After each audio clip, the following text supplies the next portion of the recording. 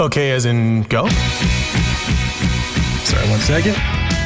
Forktales, a podcast that feeds the food and beverage world. Oh, awesome.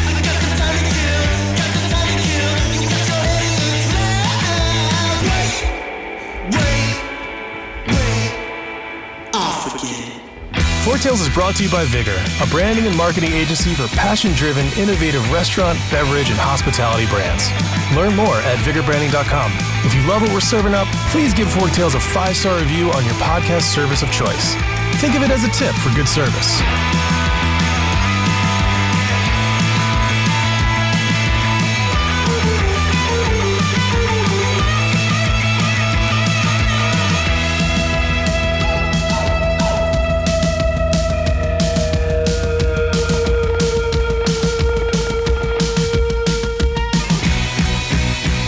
Everyone, today I am joined by my friend Alex Canter. He is the CEO and co-founder of Nextbite, which we are going to tap into a bunch. Until then, Alex, say hello. Give a little bit of backstory. Hey, thanks so much for having me. And as mentioned, my name is Alex Canter, CEO and co-founder of Nextbite, and also fourth generation of Canter's Deli in Los Angeles, which is one of the largest and oldest restaurants in LA.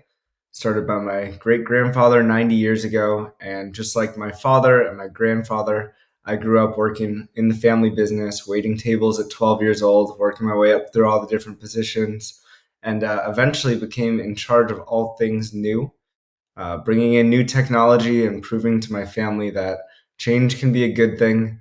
I heard a lot growing up, if it's not broken, don't fix it, but also really enjoyed running around to all these restaurant conferences and signing up for whatever was available. Really trying to expand the Canter's brand outside of the four walls of the restaurant, reaching customers everywhere, wherever they were, and experimented a lot with delivery. Enjoyed the benefits of being on all these great revenue streams, from Uber Eats to DoorDash to all these apps. Eventually grew delivery for Canter's to be over 30% of our revenue, which was a couple $1 million a year just in delivery orders. And Just a little bit. Yep, just a little bit. And the staff in the restaurant hated me because I was the one who brought in all this new technology. We had 9 tablets, 2 laptops, and a fax machine to manage all of those incoming orders. So we had a bit of an operational nightmare to solve. And that's what prompted me to eventually start a tech company to help restaurants usher them into the new digital age, to help them reach these customers outside of their four walls through this new manageable software and solution that we built. Started partnering with thousands of restaurants and have really evolved the business now to expand our product offerings into virtual restaurants and all this other crazy stuff, which we can get into in a bit. But Yeah, that's I the love backstory. that. Yeah, so what I love most about that is I think it really is the pathway of the American dream, right? It's immigrant family sees the opportunity, wants a bite of that, pun intended, of that American dream, and then through the generations, hard work, passing down. And I think that's one of the reasons why I love this industry so absolutely much, is your story isn't the only one. And I think it's such a wonderful path to get ahead. So before we hop fully in, let's sort out some misconceptions from the proverbial horse's mouth. What are the differences between virtual restaurants, ghost kitchens, and dark kitchens? Because we hear them tossed around. Yeah, so these are new terms to describe restaurants that have no physical storefronts traditionally. It really started with ghost kitchens, which are basically warehouses for delivery-only restaurants. This is more like the actual infrastructure, like a WeWork for kitchens in a way, where these large real estate companies and businesses are developing new kitchens that are specifically designed and optimized for an off-premise business experience. Traditionally, there's lots of little kitchens with a central area where drivers come to interface with many different restaurants in one kind of central hub, and then they can pick up orders and deliver them. And the people who are placing these orders on Uber Eats, DoorDash may not even know that it's coming from a ghost kitchen or a traditional warehouse that's designed for this. And I think, ghost kitchen, dark kitchen, um, commissary kitchen, these are all words that can kind of be used interchangeably. There's a couple different varieties within that world, but traditionally those words are used to describe the more traditional real estate approach of like designing these kitchens specifically for this business. Then there's this whole other category which I call virtual restaurants, which is any restaurant that only exists online. There's no physical storefront. However, these virtual restaurants can be operating out of a ghost kitchen, or they can be operating out of any restaurant that has excess capacity or the ability to make more food out of their existing operation using their same costs that are already there. So we at Nextbite have taken the approach of sort of a new asset light version of this, like what I would call a distributed ghost kitchen model, where instead of building new infrastructure, we look at the 800,000 restaurants in the US and say, we really don't need more kitchens at this point. We need to make more output out of these underutilized kitchens that are already out there. And if you think about a traditional restaurant, whether it's fine dining or fast casual or QSR, there are these kitchens are typically operating at what I would say 30 to 50% output. Like they could really crank out more food because there's slow times of the day, slow days of the week. And these are fixed cost businesses. The rent is fixed, the lights are already on, the staff is already in the kitchen, whether you're cooking food for one brand or multiple brands.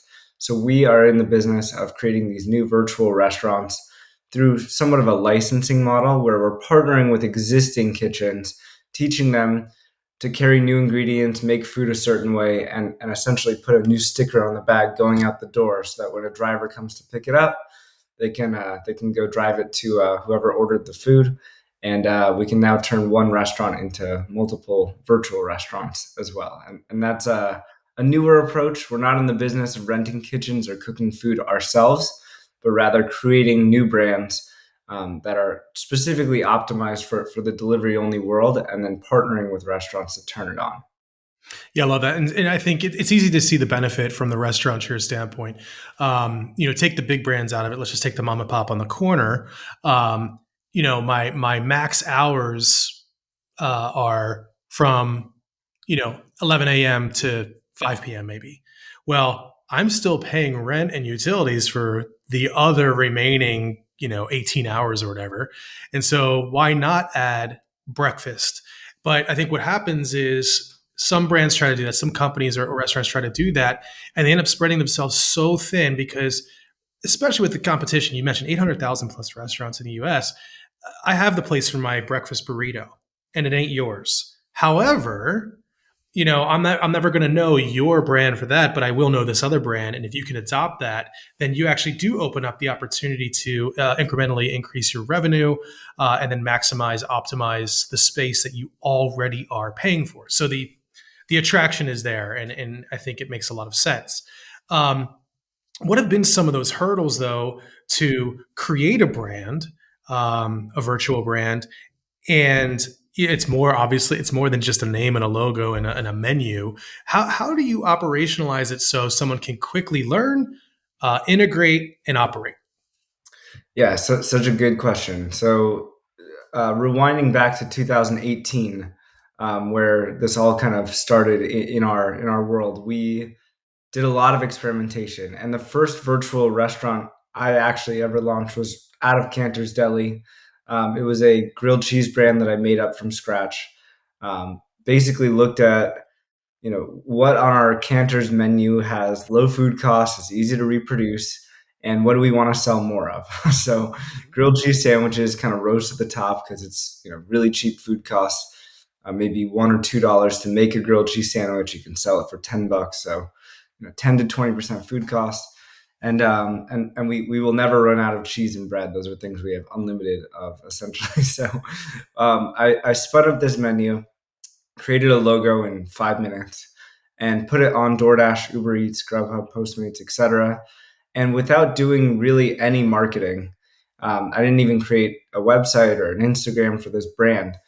It started performing at a very high volume. It was very surprising to see how quickly people were just ordering this grilled cheese concept, doing a it added approximately $250,000 in incremental gross sales to my family's business in that first year, without even touching it.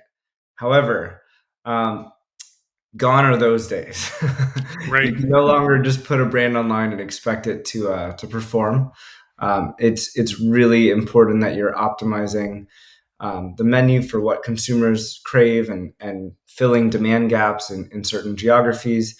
And the hours are critically important. One of the benefits of Canter's is it was a 24/7 operation. So if you opened up Uber Eats in West Hollywood at 3 in the morning, there might only be 3 or 4 options of restaurants to order from. So grilled cheese was one of those options. We were getting a ton of orders in the middle of the night, and really what's happened now is like every restaurant has gone online. That's what the pandemic forced, was basically every remaining brick and mortar restaurant business that hadn't yet moved online. And every restaurant started to realize like they could be doing more out of their current operation. So we saw a ton of restaurants experimenting with their own virtual brands, trying to launch, new concepts and menus. So it became a very crowded space where you need a very, very strategic plan to drive demand and consumer awareness.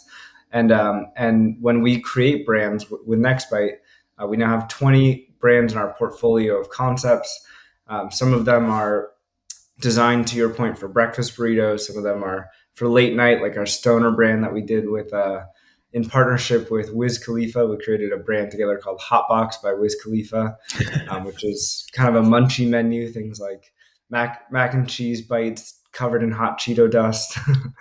Just really fun. Delicious. And we're going around and partnering with restaurants, training them, make the food this way, and you can turn this brand on, put the sticker on the bag.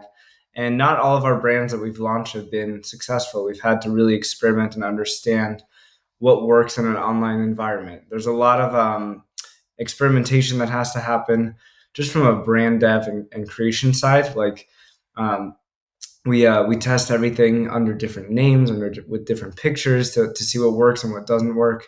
And then when we launch it across the US, we got to find really high quality partners to work with to turn this on. And then, of course, the marketing strategy is a huge component to this. So not only are we marketing within these delivery apps on behalf of these restaurants, but we're also doing a lot of work to build consumer awareness and social media following outside of the third-party delivery apps themselves. So there's a big holistic strategy around this. But what's really interesting to me is that we have a chance to build specifically brands that are designed for delivery from scratch versus a brick and mortar restaurant that is taking their existing in-person experience and trying to convert that to be online. When you're taking Canters and putting the menu on DoorDash, people are expecting you to have milkshakes and breakfast and French fries and all this stuff that they're used to ordering in the restaurant. But some of that stuff is not optimized or designed for an off-premise experience. The most extreme example would be like a steakhouse. Trying to put a medium rare steak on a delivery menu is like, not a recipe for success. But we have a chance to build these brands with the arrival experience as the first priority. So we can actually remove French fries from our menu from the beginning and put tater tots instead, which even if being driven around for an hour, it might not be hot when it arrives, but it will be crispy. There are all these strategic things that we can do to really optimize for that delivery first experience, which I think separates our approach from what's out there right now, which is like, how do we take what we already have and make it work online? Yeah. So it's interesting. You kind of lightly touched on this. Maybe you didn't know you were going to, but unbeknownst to you, because of this, just like with regular capitalistic scenarios, when one thing rises, a lot of other things around it also rise. Like the need creates need. And so packaging, man, I think that's the biggest thing is, we've been in this world of foam clamshells forever. And you mentioned the French fries scenario. There's nothing worse than getting limp, wet French fries when what you wanted was maybe not necessarily crispy, but like that nice crunch, that nice soft interior, yada yada. So, what are you seeing, if anything, as far as innovations in the packaging space because of this off-prem revolution? Do we want to call it that? Uprising? I don't know. One of those. uh, More like reality. Like it's Yeah, just like yeah. how things have evolved. Um, like the way that we talk about that actually is like we're helping restaurants meet consumers wherever they are, and right now it's like more digitally than ever before. We're calling this the e-commerce phase of restaurants because people are now shopping online for food from restaurants. They used to, if you go back 20 years, there were all these brick and mortar retail businesses, and then the internet happened and everyone wanted to shop online from the brands that they love. Everyone who had a jewelry business or a clothing store eventually had an online presence. And then what happened was when people were used to shopping online, it opened up this new opportunity for brands to emerge that only existed online, e-commerce brands. And a lot of these e-commerce brands would digitally market to you, or find a way to get in front of you through ads, or however people are scrolling through Instagram. You see a pair of shoes now, and you order it, and you don't even question like, is this a physical store? Where is this coming from? It just shows up and it arrives. And the same thing is happening in food right now, where 20 years ago, the only way to interact with the restaurant was to drive to it and walk in or go through the drive-through. And now people are opening up Uber Eats when they're hungry, scrolling through brands, clicking on one, ordering it, and it comes to them. And the same things that are important in the e-commerce world, like reviews and ratings and pictures, and how fast the product's going to arrive to you, and the shipping price and all that stuff.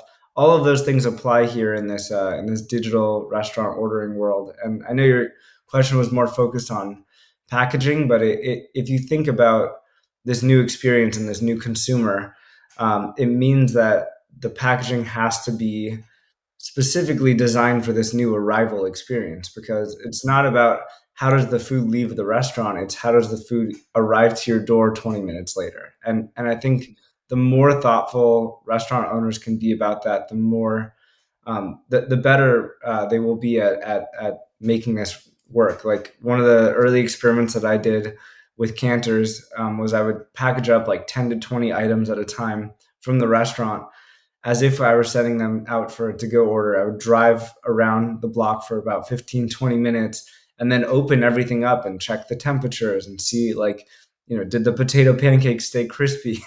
And I found like I had to like poke holes in the bag, or use foil, but not close it all the way, because if you do, like, it will get soggy. Like, there are all these little experiments that I had to run to even understand like how to package this stuff correctly, and what to remove from the menu completely as well.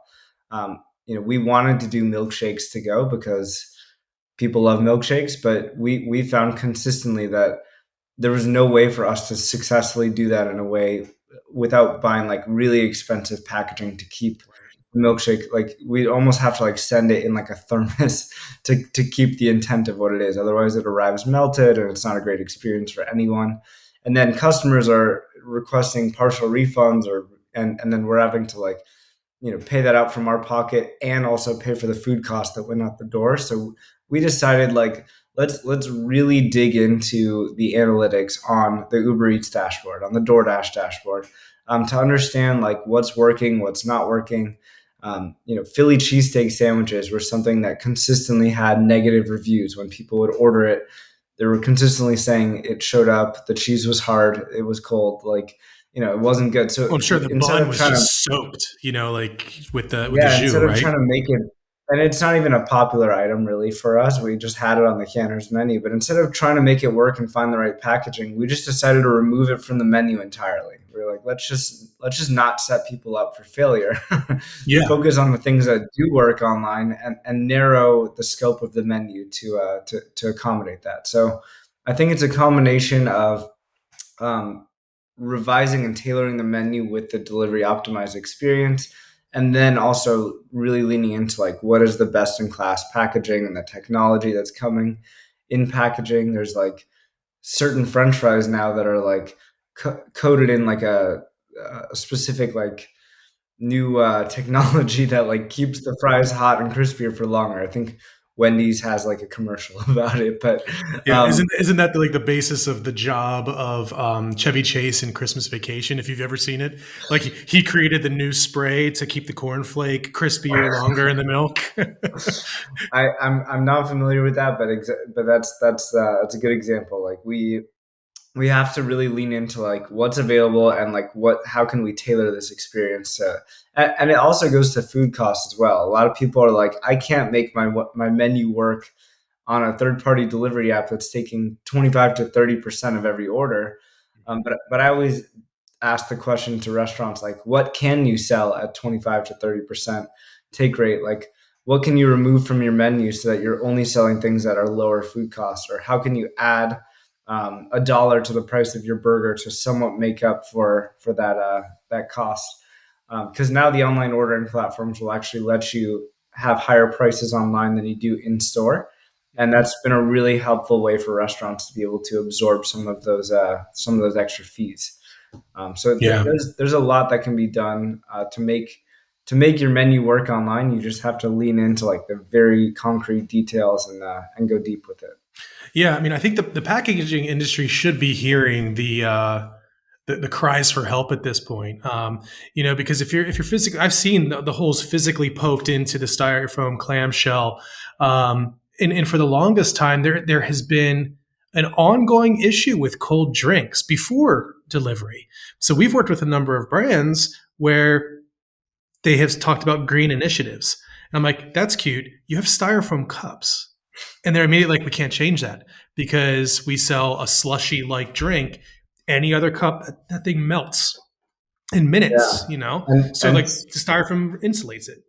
there's a lot of states that are like banning styrofoam and like plastic bags and pushing the needle forward with like you have to figure out different ways to keep this stuff warm or cold or however it's intended. And like it's hard, like even within the same order, sometimes there are things that are intended to be hot and things that are intended to be cold. Like a salad, you want to keep it as cold as you can, but it might be next to a warm burrito that Right. is like sitting on top of it, and like the salad's making the burrito cold, the burrito's making the salad warm, and that's not ideal. So you got to like really be thoughtful around like not just like the packaging itself, but how you're loading up the bags. I've seen like Starbucks has really pushed the ball forward with like innovation on like putting dividers within the bag so that like you can put a couple drinks and some like warm breakfast items next to each other without them interacting with each other. And like that level of thoughtfulness is really important today.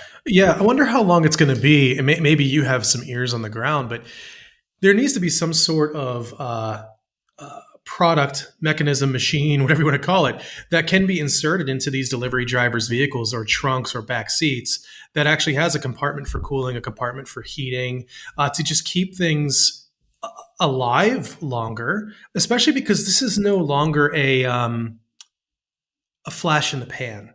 It's here. This is how things are now. Like you said, it's a reality. The behavior has changed. It's Yes. not going to change. It has changed. So Convenience is not a trend. It's not something that's like here for a year. It's like people are learning how easy this is, and becoming more frequent users of it from all age groups too. Like pre-COVID, the ordering demographic on these platforms was like 18 to 35 years old, call it, was like the bulk of the orders that were happening. Now, like my grandpa, who's in his 80s, has the Dash Pass. He's ordering from his favorite restaurants multiple times a week because he can't go anywhere and he's scared to put himself at risk of going to pick up food from a restaurant. So right. I never thought he would be leaning into this, but he's now a power user and a very frequent orderer, and that's not going to go away. Like now that he understands how to push a button and have his favorite restaurants brought to him, he's like, I'm going to use this forever, like until I can't. But it's like this is not a trend. It's not a short-term situation. In fact, what we thought was going to happen from a digital ordering perspective over the next 10 years basically happened in a matter of months because of COVID. It just accelerated everything that we anticipated was coming. It just happened in hyper speed. Yeah, it's funny. One of the talks I gave back in 2019 was about the future of restaurants. And what you just said was sort of what I was saying, which is like, hey, it's not going to be next year. It's probably not going to be the year after, but look, it's coming. Like people are going to lean, like brands are going to lean more into kiosk ordering, reducing the stress of labor costs and everything involved with that. And then the pandemic happened, and I was like, oh man, I was really right. I just did not expect the pandemic to happen. So getting back to Nextbite and just virtual restaurants in general, where do you think operators are going wrong with activating and marketing virtual brands? Well, I think particularly for mom and pop businesses, they don't have digital marketing teams or big digital marketing budgets. So I think there's this expectation of like, oh, I'm just gonna like pick an item on my menu, make it into like a different menu and hopefully it will work. And then they upload it and they're disappointed when they're only getting like an order a week or a Mm-hmm, couple mm-hmm. orders a day. Because it's not, it's not that easy anymore. Back a couple years ago, that was like the recipe for success, but that window has passed, and now it is really difficult to get this stuff right. There's a ton of data that we look at from what's performing well in which markets at what time of day, what's happening internationally, what are people searching for, what sauces are blowing up right now, and information is spreading faster than ever right now because of things like TikTok, where traditionally, like if there's a exotic new international cuisine that's like becoming popular in LA or New York, it usually takes a couple of years for that to spread into Middle America and the South. But now, like the way that information spreads, like every single person in every college campus market now knows what boba is, for example. Like Right. because these things can move so quickly, and like people are watching videos and information is spreading faster than ever. So there's really this incredible opportunity to like get on board with what's coming next faster than ever before. Like instead of opening a physical restaurant to sell this food, you can now launch virtual brands within your existing restaurant in a matter of weeks, without spending hundreds of thousands of dollars renovating or building a kitchen or buying equipment to do that. So um, I think it starts with the concept development itself and picking the right stuff to sell, and then once you nail that down, there's a lot of strategies to promote and market it. One thing that we've found effective with what we're doing is partnering with influencers to leverage their built-in audience. I mentioned Hotbox by Wiz Khalifa. That was a stoner brand that we brought to life. And immediately, Wiz Khalifa is posting this to his 35 million Instagram followers, driving massive awareness overnight. Like we had, I think on the first day, we had something like 20 or 30,000 Instagram followers just from his post, because Yeah. Wow. he's driving he's influencing his built-in audience to go try this new thing. You open up Uber Eats, you see this new brand with his face on it, and it's like, wow, I want to try this new concept. It sounds crazy. So I think leaning into all the things that work in marketing and other industries, like partnering with influencers, digital marketing, even like direct mailers, TV campaigns. We've done billboards for our brands in certain markets to test that out. It's really an omni-channel approach. You have to measure all the different um, return on investments on the different channels and lean into the ones that are working better than others. And it's constantly evolving. There's new platforms opening every day. TikTok is a channel that cannot be ignored at this point. So there's a lot to lean into there.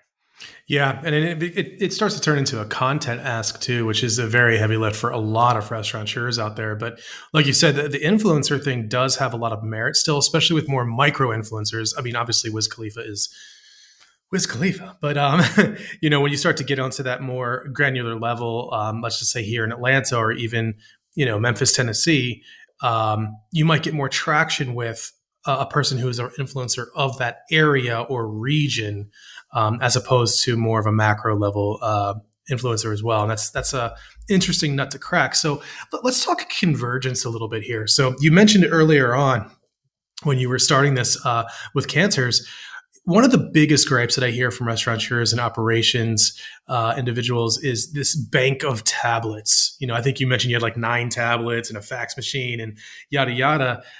They're an eyesore, and it actually hurts speed of service. So how's Nextbite adding to that or helping relieve it? Yes.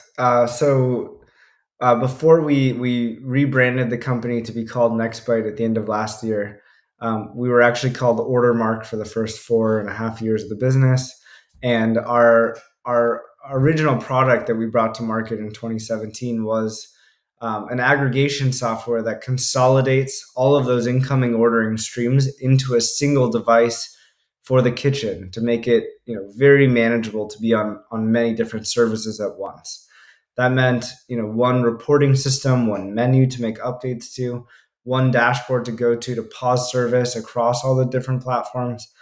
So we started by creating this software that pulls all these systems into one.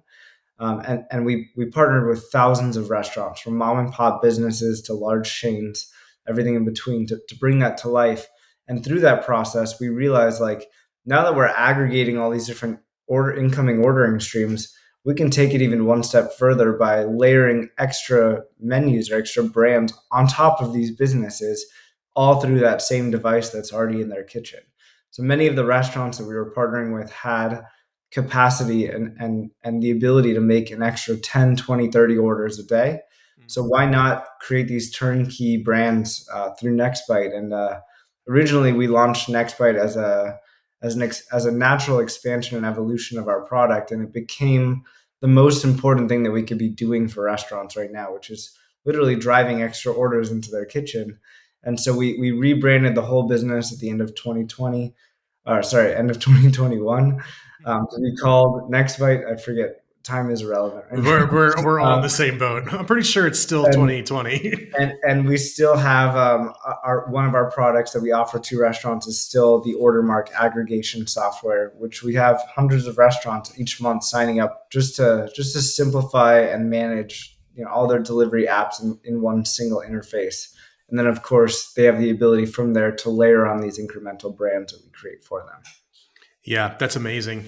It's interesting to hear this. I'm involved with a lot of tech startups and kind of keep my finger on the pulse as well. Convergence has to happen even beyond what you've done. I mean, there's so many components to the tech stack for restaurants now, and it's only growing more and more and more.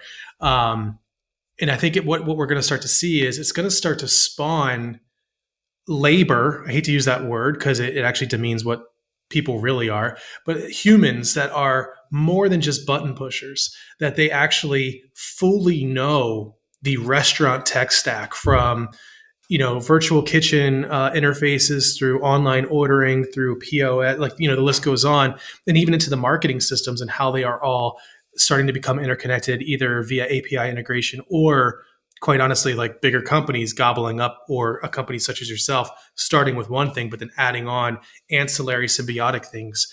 It's going to be quite an amazing thing to see. In your opinion, what is the future of virtual restaurants, ghost kitchens? What's on that horizon? And then, of course, what's the future for Nextbite, if you're willing to dip the cards a little bit and show a little bit of your hand? Sure, yeah. So, we're constantly innovating as an organization to figure out what products, services, tools we can build to help restaurants reach customers outside of their four walls. And, creating these brands for them, we're continuing to understand what works, what doesn't work. How can we drive even more orders into these businesses? How can we increase basket size? All of these things are critically important for the restaurants that we're partnering with. And our North Star metric as an organization is really, how do we drive millions of orders into underutilized kitchens? That's really what we're all about. Our business model is set up that way, where we're not making money if our restaurants aren't making money. And really, we believe that the next Chipotle, the next Sweetgreen, the next biggest brands for the restaurant community will be restaurants that are specifically designed and optimized for an off-premise delivery experience. We're building that future. We believe that some of the brands that we're going to be building will be in thousands of locations across the U.S. and eventually internationally as well. to really enable and empower restaurants to do more with that fixed cost labor that they have. So that's what we're laser focused on right now. Our team is I think what really motivates our team is hearing these stories from restaurants of like, you guys are keeping my doors open, you guys are keeping my staff employed. Like we are not in the business of competing with restaurants in any way, shape, or form. It's only driving orders into these kitchens, and I think that's a unique approach that we've found in this very messy, complicated space. And a lot of these ghost kitchen businesses that are like, in the business of building new kitchen space and real estate, like they're taking orders away from restaurants. So like that's philosophically very different from what we're doing here. And I think that's going to be a key difference as we continue to scale and continue to expand our team. We've grown. Last year, we grew from 90 employees to over 350 employees in the company, and it's been just incredible to watch the amount of impact that we can make in this industry, creating a more sustainable and profitable model for restaurants to be successful. It's a really hard industry. My heart is always with the restaurants that are navigating this crazy storm that we're in right now. It's been a devastating 2 years for the industry, and it's great to be a part of the solution. Like we're not going into restaurants and charging them to use software. We're paying them to make food for us, and that's a big difference. Yeah, that's certainly a huge difference, and quite an amazing one. So this might be the toughest question of the entire session here, but if you had one final meal on this plane of existence, what would it be? Where would you eat it? What does that look like? Oh, that is such a tough question. I'm a huge foodie. I love restaurants. I love dining out. And I'd have to do sushi. It's just number one in my heart. And I've only been to Japan once, but it would definitely be somewhere in Japan in some dark corner of an alley, like with an 8-seater sushi chef just feeding me whatever's on the menu. So I love it. That's definitely my final death row meal. Fantastic. Well, Alex, how can people find you and Nextbite and connect with you? Where do they go? Yeah, you can hit us up. Just go to nextbite.io, or you can look up any of the social channels as well. Look up Nextbite, and you'll find us there. So. Brilliant. Well, this has been awesome. Thanks for taking the time out of your day and shedding a lot of light and insights, man. It's been wonderful. I appreciate it. Thank you so much for having me. Yeah, great conversation. If you love what we served up, please follow us at Vigor Branding on Instagram, LinkedIn, YouTube, and Medium. Forktales is produced by the team at Vigor. Audio and video post-productions provided by Zencastr. Music performed by Jet Trash and licensed through musicbed.com. Joseph handles his own hair, makeup, and stunts. Copyright 2003 to 2021, Vigor Graphic Design LLC, all rights reserved.